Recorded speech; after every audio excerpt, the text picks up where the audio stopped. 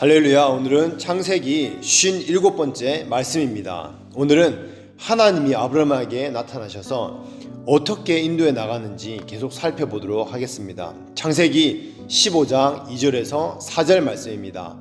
아브라함이 이르되 주 여호와여 무엇을 내게 주시려 하나이까? 나는 자식이 없사오니 나의 상속자는 이 다메섹 사람 엘리에셀이니이다. 아브라함이 또 이르되 주께서 내게 씨를 주지 아니하셨으니 내 집에서 걸린 자가 내 상속자가 될 것이니이다. 여호와의 말씀이 그에게 임하여 이르시되 그 사람이 내 상속자가 아니라 내 몸에서 날 자가 내 상속자가 되리라 하시고. 아멘. 아브라함이 하나님께 뭐라고 말씀합니까? 그리고 하나님께서 어떻게 말씀합니까? 쉽게 말하면 아브라함이 믿음이 없이 하나님께 하나님 자식을 주지 않으니까 나는 자식을 포기하겠습니다, 이런 말입니다. 자기는 자식이 없기 때문에 내 자식으로 가망이 없으니까 내 집에서 길린 다메섹 사람 엘리에셀, 그러니까 내 집 중에 종을 한 사람 택해서 나의 후속자로 세우겠다, 이렇게 말씀하는 것입니다. 즉 아브라함이 가장 두려워하고 있는 것은 후손이 없이, 자식이 없이, 물려줄 후사가 없이 죽게 되는 것에 대한 그 굉장한 두려움이 있다는 것을 잘 나타내고 있습니다. 여러분, 우리가 하나님을 섬기는 그 자체에 의미를 두지 않는다면요, 내게 어떤 것을 이루는 그것 때문에 너무 집착하게 됩니다. 직장이든 결혼이든 자기 병이 낫는 것이든 은사를 받는 것이든 물질을 돌파하는 것이든 건강 문제든 자기가 이루는 것에 대해서 집착하면요, 하나님께 실망할 일이 더 많아지는 것입니다. 하나님은 하나님의 때에 모든 것을 이루시지만 우리는 우리 때에 이루기를 원합니다. 그렇지 않으면 좌절하고 쉽게 포기해버립니다. 아브라함의 믿음 없는 소리에 하나님이 무엇이라고 대답합니까? 그래, 그렇게 하라고 말씀하십니까? 아닙니다. 하나님은 다시 한번 아브라함과 맺은 약속을 상기시켜 줍니다. 내 집에서 길리운 그 사람은 너의 후사가 될 수 없다.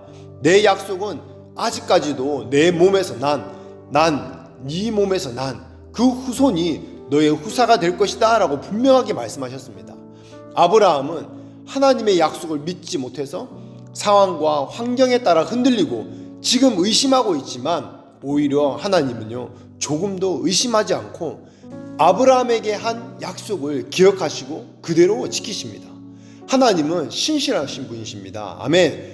하나님이 아브라함에게 자식을 줄 수 없어서도 아니고 또 주기 싫어서도 아니고 아브라함에게 늦게 하나님의 때에 주시는 그 이유는요, 그 이유와 뜻은 다 하나님께 있는 것입니다. 아멘.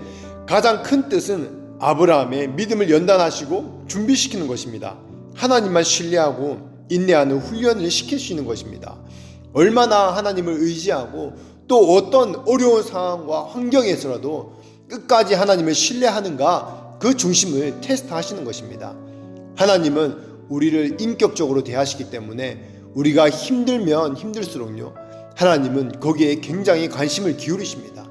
그 힘든 상황을 누가 주십니까? 하나님이 주시는 것입니다. 목적을 가지고 하나님이 힘든 상황에 던져 놓은 것입니다. 그리고 우리가 어떻게 하는지 보십니다. 우리가 어느 정도까지 하나님을 신뢰하며 갈 수 있는지 다 지켜보고 계신다는 것입니다. 방언을 달라고 오래 기도해도 방언을 쉽게 못 받는 사람이 있는 반면에 또 그렇게 오랫동안 달라고 하지 않았는데도 쉽게 주는 사람이 있습니다. 이것은 쉽게 빨리 받는다고 해서 하나님이 더 사랑하는 사람도 아니고 늦게 받는다고 해서 하나님이 관심 없는 그런 사람도 아닙니다. 하나님은요, 우리의 체질을 다 다르게 지었듯이 우리의 믿음의 분량에 따라 인격적으로 개개인에게 그 사람에게 가장 적합한 방법으로, 그 사람에게 최선이 되는 방법으로 한 명 한 명 인도하시는 것입니다. 이 사람에게는 이것이 최선이기 때문에 이런 방법으로 인도하시고, 또 다른 사람에게는요, 반대가 되는 방법일 수 있지만 가장 최고의 방법이기 때문에 그렇게 인도하시는 것입니다. 그래서 우리는 하나님을 공평하신 하나님이라고 말할 수 있는 것입니다. 우리는 너무 세상의 기준, 사람의 기준에 너무 익숙해져 있습니다.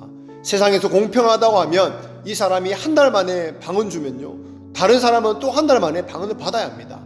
이것이 우리가 말하는 세상적인 공평이라고 말합니다. 그런데 이것은요, 불공평한 것입니다. 이 사람에게 이렇게 한다고 다른 사람에게 똑같이 하는 것이요, 그 사람에게는 최선이 아닐 수가 있습니다. 그래서 이것이요, 불공평한 것입니다. 공평하다고 하는 것은요, 우리를 지으신 하나님이 각 사람에게 맞게끔 인도하시는 것이 바로 공평한 것입니다. 또 다른 예를 들어 보겠습니다. 건물을 짓는 것을 한번 생각해 볼 때, 한 건물은 3층짜리 건물을 짓고 한 건물은 100층짜리 건물을 지을 때 기초공사는 모두가 동일하게 합니다. 그런데 3층짜리 건물을 지을 때요, 기초공사를 하고 땅을 다지는 시간이 그렇게 많이 들지 않습니다. 한 일주 정도 땅을 고르게 하고 그리고 몇 달이면 건물을 다 완성합니다. 그런데 100층짜리 건물을 짓는 것도요, 완전 다른 문제입니다. 여러분들도 지나다니다 보면서 공사하는 것을 보면 어떻습니까? 높이 짓는 이 공사 현장을 보면요, 계속 건물이 세워지고 올라가는 것이 아니라 계속 땅만 파고 있습니다. 계속 땅만 다지고 기초공사에 아주 긴 시간을 보냅니다. 그래서 총 공사 기간이 5년이라고 할 때에 2년에서 2년 반 정도를 계속 눈에 보이지 않게 땅만 다지고 기초공사를 하는 것입니다. 어느 건물을 세우느냐에 따라 기초공사, 땅 다지는 작업이 다른 것입니다. 그 걸리는 시간이, 그 노력이 다 다르다는 것입니다. 그래서 3층짜리 건물을 세우는 시간과 100층짜리 건물을 세우는 시간이 다른 것입니다. 하나님도 이처럼 동일하게 그 사람에게 맞게 대하시는 것입니다. 아멘. 만약에 모세를 하루만 쓴다고 하나님께서 계획했다면요, 모세를 한 1년만 훈련시키면 됐을 것입니다. 그런데 모세를 광야에서 40년을 넘도록 쓰려고 하시니까 하나님께서 그렇게 작정하셨기 때문에 광야에서 40년 훈련을 더 받은 것입니다. 아브라함을 믿음의 조상이 아니라 믿음의 막내로 세우시려고 했다면요, 한번 1년 정도 훈련 받으면 됐을 수 있습니다. 그리고 그 뒤에 바로 자식을 줄 수가 있었습니다. 그러면 어떻게 됩니까? 믿음의 막내로 평생 하나님 나라에 믿음의 막내로 기록되는 것입니다. 그런데 믿음의 조상으로 세우기 위해서는요, 1년이 아니라 25년을 주님께 함께 하시며 동행하며 연단받고 훈련시키는 것입니다. 믿음의 분량도 다르고 주신 계획과 비전도 다르고 하나님의 뜻이 그렇게 다 다른 것입니다. 하나님을 내 잣대로 보고 판단하면 시험에 들 일이 한두 가지가 아닙니다. 그러나 우리가 알아야 될 것은요, 하나님은 항상 우리를 사랑하시고 우리에게 최고의 것을 주시기 원하신다는 것입니다. 뭔가 조금 하자가 있거나 다른 모자라는 것을 주시지 원치 않습니다. 그래서 하나님을 사랑하는 자, 그 뜻대로 부르심을 입은 자들에게는 모든 것이 합력하여 선을 이루시는 분이라는 것을, 그것을 믿으면요, 아무 문제가 없다는 것입니다. 아멘. 그래서 하나님을 신뢰하고 인내하는 훈련을 아브라함에게 요구하시는 것입니다. 우리는 늘 예수님 중심으로 생각해야 합니다. 내 중심으로 생각하면 예수님을 내가 컨트롤하고 내 생각 안에 자꾸 끌어맞추게 되는 것입니다. 자식을 이렇게 오래 안 주는 이유는요, 아브라함이 어디까지 하나님을 신뢰함으로 인내하는지 지켜보기 위해서 계속 훈련시키는 것입니다. 그럼 하나님께서 아브라함에게 어떤 구체적인 방법으로 무슨 약속을 하십니까? 창세기 15장 5절 말씀입니다. 그를 이끌고 밖으로 나가 이르시되 하늘을 우러러 무별을 셀 수 있나 보라. 또 그에게 이르시되 내 자손이 이와 같으리라. 아멘. 5절에 보면요, 하나님은 정말 인격적인 분이십니다. 아브라함을 친구처럼 대하십니다. 처음에 하나님께서 아브라함에게 내가 너에게 후사를 주겠다, 아브라함은 정말 믿기가 쉽지 않았을 것입니다. 그냥 줬으면 이미 줬어야 하는데 아직까지 안 주고 뭐 하시는지 여러 가지 생각을 할 수 있었습니다. 그래서 하나님은요, 낙담이 되고 실망한 아브라함을 밖으로 이끌고 걸어 나와서 다시 하늘을 쳐다보게 하십니다. 저 별을 보라, 저 별이 몇 개인지 세어보라, 내가 셀 때까지 세어보아라. 하나님이 자신의 약속을 정말 실질적으로 아브라함에게 보여주시는 것입니다. 여러분, 훈련 과정에서 연약하다고 그치는 것은요, 하나님이 다 알고 연약함을 다 받아주십니다. 하나님은 내가 싫으면 관두라 하시지 않으시고 믿음의 훈련 가운데 연약함을 보이는 것은 하나님은 다 받아주십니다. 투정하는 것을 받아주시고 포기하지 않고 데리고 나가서 어떻게 하십니까? 아브라함처럼 하늘의 별을 세어보라. 그분이 바로 하나님이십니다. 아멘. 그리고 그 아브라함에게 하나님은 다시 약속하십니다. 내 자손이 이 별과 같이 되리라. 이렇게 확인시켜 주시는 것입니다. 하나님이 약속하신 말씀은 무조건 믿어야 됩니다. 그렇게 무조건 믿는 사람에게 앞으로도 또 계속 말씀해 주시는 것입니다. 한번 말씀해 주시는 것을 믿지 않는 사람에게는요, 다음에는 말씀해 주지 않으십니다. 하나님의 음성을 듣기 원한다면요, 여러분 예배 때 말씀을 통해서 들려주는 것을 먼저 믿어야 되는 것입니다. 그런 말씀을 믿지 않는데 하나님이 다른 방법으로, 다른 음성으로 들려주면 더 믿을 수 있습니까? 아닙니다. 안 믿는 것을 동일합니다. 그래서 끝까지 견디는 자만 약속을 받게 되는 것입니다. 즉 모든 약속을 다 주었다고 해서 일방적으로 약속이 그대로 이루어지지는 않습니다. 예언이 주어졌다고 해서 예언이 그대로 다 이루어지지 않습니다. 예언은요, 사명을 낳습니다. 히브리서 4장 1절에서 2절 말씀입니다. 그러므로 우리는 두려워할지니 그의 안식에 들어갈 약속이 남아있을지라도 너희 중에는 혹 이르지 못할 자가 있을까 함이라. 그들과 같이 우리도 복음 전함을 받은 자이나 들은 바 그 말씀이 그들에게 유익하지 못한 것은 듣는 자가 믿음과 결부시키지 아니함이라. 아멘. 내가 하나님 앞에 믿음으로 화합할 때 그 약속이 이루어집니다. 믿음의 약속이 남아있을지라도 그 약속이 이루어지지 않는 이유는요, 믿음으로 화합하지 않기 때문이다 라고 이 본문 히브리서는 말씀하고 있습니다. 바로 이스라엘 백성을 두고 말합니다. 이스라엘 백성, 그 출애굽한 1세대들에게 하나님은요 분명히 약속했습니다. 내가 너희를 다 젖과 꿀이 흐르는 땅으로 인도하리라 분명히 약속하셨습니다. 그러면 저절로 젖과 꿀이 흐르는 땅 가나안으로 인도되어지는 것이 아니라는 것입니다. 이스라엘 백성이 믿음으로 화합해야 들어가는데, 믿음으로 화합하는 사람은요 갈렙과 여호수아 두 사람밖에 없었기 때문에 두 사람만 그 약속의 땅에 이룰 수 있었습니다. 예레미야서 18장 9절에서 10절 말씀입니다. 내가 어느 민족이나 국가를 건설하거나 심으려 할 때 만일 그들이 나 보기에 악한 것을 행하여 내 목소리를 청종하지 아니하면 내가 그에게 유익하게 하리라고 한 복에 대하여 뜻을 돌이키리라. 아멘. 우리가 예언 기도를 많이 받습니다. 그리고 하나님의 음성을 듣기도 하고 목사님들로부터 기도를 받고 말씀을 듣기도 합니다. 그러면 그런 내용이 저절로 이루어집니까? 아닙니다. 이 10절 말씀에 본 것처럼요, 뜻을 돌이키라고 말씀합니다. 하나님께서 하시겠다고 선언은 했지만 하나님의 목소리, 하나님의 말씀을 청종하지 않으면요, 내가 누구입니까? 하나님께서 그것을 취소해 버리겠다는 것입니다. 그런 일은요 실제로 너무나 많이 있습니다.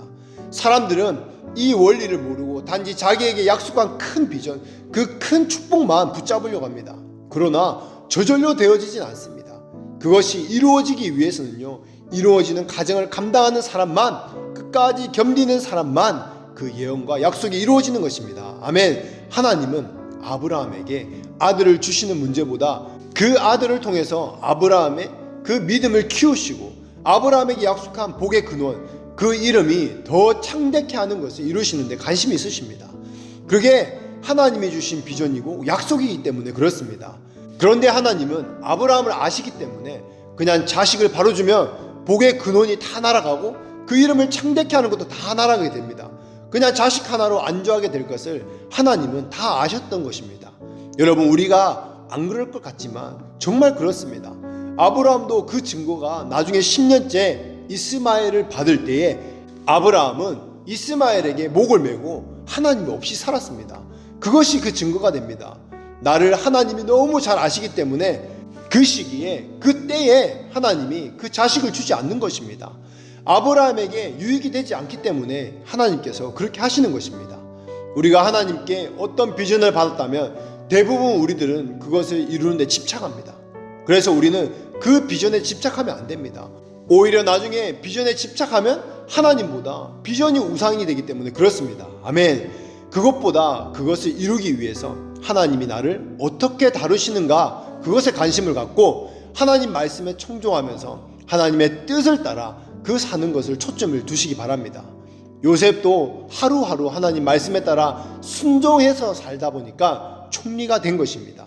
단순히 요셉이 총리가 되는 것을 목표로 살아간 것이 아닙니다.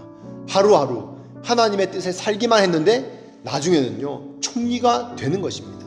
비전은 그렇게 이루어지는 것입니다. 하나님은 아브라함을 그런 방법으로 인도하시는 것입니다. 아멘. 마지막으로 아브라함은요 어떻게 하나님께 의롭다함을 받습니까? 창세기 15장 6절 말씀입니다. 아브라함이 여호와를 믿으니 여호와께서 이를 그의 의로 여기시고 여호와를 믿으니. 아멘. 우리는 하나님의 말씀을 믿음으로 하나님이 의롭다 함을 받는 것입니다. 하나님께 의롭다 함을 받는 것입니다. 아브라함의 행위를 보고 의롭다 하신 것이 아니라 아브라함의 믿음을 보고 의롭다 하셨고 믿음의 열매를 보고 그 행위가 따라가는 것이었습니다.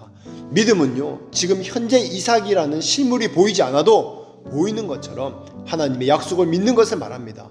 믿음이 없는 사람은 이것을 허상으로 보지만 믿음으로 사는 사람은요, 믿음만이 가장 확실하고 오히려 보이는 세계는 불확실하다고 믿을 수 없는 존재라 여깁니다. 유불론주의자들, 세상주의자들은요, 보이는 세상이 너무 확실합니다. 그러나 믿음으로 사는 사람들은요, 보이는 세상이야말로 믿을 것이 못되고 의지할 것이 아니라 하나님을 믿는 믿음만이 가장 확실하고 내 인생에 가장 분명하다고 여깁니다. 사랑하는 여러분, 눈에 보이는 것을 믿는 것이 아니라 아브라함처럼 하나님의 약속을, 그 언약을 믿고 끝까지 나아가는 한 분 한 분 되시기를 예수 이름으로 축복합니다. 아멘.